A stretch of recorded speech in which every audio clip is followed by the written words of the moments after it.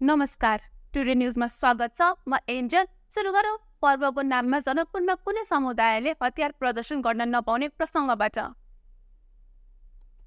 प्रशासनले जनकपुरमा कुनै पनि सम्प्रदायको पर्वमा हात हतियार प्रदर्शनमा रोक लगाएको छ।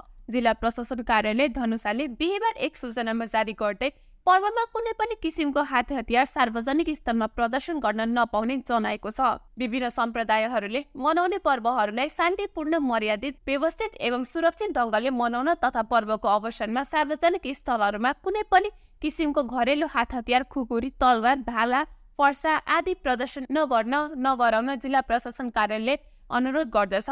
प्रमुख जिल्ला अधिकारी काशीराज दाहालले जारी गरेको सूचनामा उल्लेख छ। सूचनाको अवज्ञा गरी कुनै किसिमको कार्य गरेमा प्रचलित कारबाही गर्न समेत प्रशासनले सचेत गराएको छ। सार्वजनिक वन क्षेत्र अतिक्रमण गरी बनाइएको घर टहराहरू डिभिजन वन कार्यालय धनुषाले हटाएको छ। धनुषाको राष्ट्रिय वन क्षेत्रका करिब 30 हेक्टर क्षेत्रफलमा गराइएको अतिक्रमण हटाउने काम सम्पन्न भएको डिभिजन वन प्रमुख बेचन चौधरीले जानकारी दिएका छन्। सो क्रममा धनुषाको मिथिला नगरपालिका वडा नम्बर 11 मा रहेको सुन्दरी सामुदायिक वनको करिब 10 हेक्टर क्षेत्रफलको अतिक्रमित वनलाई खाली गराइएको छ भने सो ठाउँमा व्यक्तिले लगाएको मकै बाली सहितको अन्य बालीहरू नष्ट गरी अतिक्रमण मुक्त भएको वन क्षेत्रमा वनमा आधारित जातका वृक्षहरू लगाउने काम भएको जनाइएको छ। यसैगरी धनुषाको गणेशमान चाडा नगरपालिकाको वडा नम्बर 6 का पञ्चपौरी 7 पतेरको 17 हेक्टर अतिक्रमित वन क्षेत्रलाई अतिक्रमण मुक्त गर्ने काम भएको छ। वन क्षेत्रको अतिक्रमण खाली गराएर सो ठाउँमा विभिन्न जातको जंगली बिरुवा लगाउनुका साथै तारबार गरिने काम भएको छ। वर्षा नभएका कारणले बिरुवाको संरक्षणमा समस्या रहेको वन अधिकृत चौधरीले जानकारी दिए। वन क्षेत्र खाली गराउने क्रममा उल्लेख्य संख्यामा वन रक्षक परिचालन गर्नुका साथै धनुषाका प्रमुख जिल्ला अधिकारी काशीराज दाहालसँग समन्वय गरेर थप सुरक्षा मद्दत माग गरिएको कारणले कुनै प्रकारको अप्रिय घटना नभएको बताइएको छ। वन क्षेत्रमा सिन्धुली, पोखरा तथा रामेछापका मान्छेहरू आएर बसोबास गर्दै आएका छन्। वन क्षेत्रमा बढेको अतिक्रमण तथा चुरे विनाशका कारणले तराई मधेस चापाकल तथा पम्पिङ सेटहरू सुक्न थालेको छ। वर्षा नभएर अहिले खेती हुन सकेको छैन। वनको संरक्षण तथा चुरेको विनाशका लागि आफूहरूको अभियान निरन्तर रूपमा जारी रहने जिल्ला वन अधिकृत चौधरीले बताए। गलत नियतले वन क्षेत्र अतिक्रमण गर्न काम हुने गरेको छ। वन अतिक्रमणले केहीलाई लाभ पुगेको पनि बहुसंख्या व्यक्ति तथा देशलाई नै समस्या निम्त्याउने गरेको कारणले थप अतिक्रमित ठाउँको वन क्षेत्र खाली गराउनु पर्ने माग हुन थालेको छ। उपप्रधान तथा गृहमन्त्री नारायण काजी श्रेष्ठले भ्रष्टाचार, अपराध, तस्करी, बेतिथिमा संलग्न सबैलाई कानूनको दायरामा ल्याइने बताएका छन्। महोत्तरीको बर्दिवास नगरपालिका 3 को गौरी डाँडामा आयोजित शिक्षा सम्मेलन 2080 को उद्घाटन कार्यक्रममा गृहमन्त्री श्रेष्ठले सो कुरा बताउँदै सरकार देशमा सुशासन र समृद्धि स्थापना गर्न अभियानबाट पछि नहट्ने दृढता व्यक्त गरे।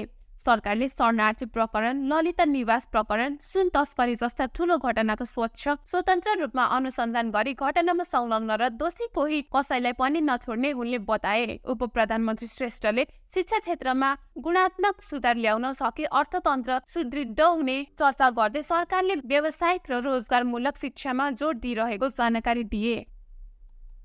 स्वास्थ्य तथा जनसङ्ख्या मन्त्री मोहन बहादुर बस्नेतले संविधान प्रदत्त आधारभूत स्वास्थ्य सेवालाई निशुल्क गराउन सरकारले गम्भीरतापूर्वक काम गरिरहेको बताएका छन्। धनुषाको लक्ष्मीन्या गाउँपालिका 4 सपिहीमा निर्मित प्रदेश स्वास्थ्य आपतकालीन कार्य सञ्चालन केन्द्र बिहीबार प्रदेश सरकारलाई हस्तान्तरण गर्दै मन्त्री बस्नेतले संवैधानिक व्यवस्था अनुसार नागरिकलाई निशुल्क स्वास्थ्य सेवा प्रदान गर्ने सरकारको नीति अनुसार मन्त्रालयले काम गरिरहेको स्पष्ट पारे। उनले मन्त्रालयले 6 महिनाभित्र नेपालको स्वास्थ्य क्षेत्रमा देखिएका समस्या समाधान हुने गरी काम गरिरहेको दावी गरे। स्वास्थ्य मन्त्रालयले पहिलो पटक निजी तथा सरकारी अस्पतालमा गरी 3250 गरिब तथा विपन्न वर्गका लागि निशुल्क छुट्याउने काम गरिसकेको छ। उनले भने अस्पतालले 10% शय्या निशुल्क छुट्याउने नियम कडाइपूर्वक पालना गरिनेछ। मध्य प्रदेशमा स्वास्थ्य क्षेत्रको विकासका लागि पनि सरकारले काम गरिरहेको भन्दै मन्त्री बस्नेतले हाल नारायणी उपक्षेत्रीय अस्पताल वीरगञ्जमा किडनी प्रत्यारोपण